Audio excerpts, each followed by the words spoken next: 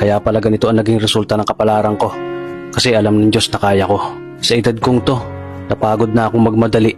Kaya lahat ng ginagawa ko ngayon, ini-enjoy ko na lang.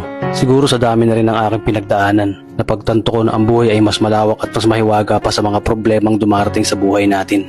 Tumatanda na tayo, baka sa kakahabol natin sa masagana at maayos na buhay, ay hindi na natin na-enjoy ang buhay. Baka nabubuhay na lang tayo dahil nape-pressure tayo sa sasabihin ng ibang tao. Marami na rin akong mga naging maling desisyon sa buhay, pero lahat yun nagsilbing aral sa akin at natuto ako sa mga pagkakamali ko. May mga taong sobra nating mamahalin at bibigyan ng halaga, pero ibabalik lang sa atin ay kabiguan at matinding trauma. Kaya wag nating lilingunin ng mga taong tulad nila dahil mas payapa kapag hindi ka na interesadong malaman pa kung ano pang balita sa kanila. At wag mong idepende ang sarili mo sa kahit kanino.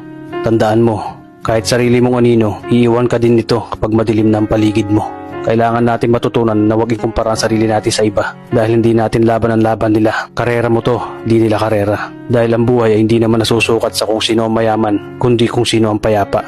Kaya galingan mo lang palagi tol dahil napakaraming tao mapanghusga, hihilahin ka pababa at lagi mo tong tatandaan.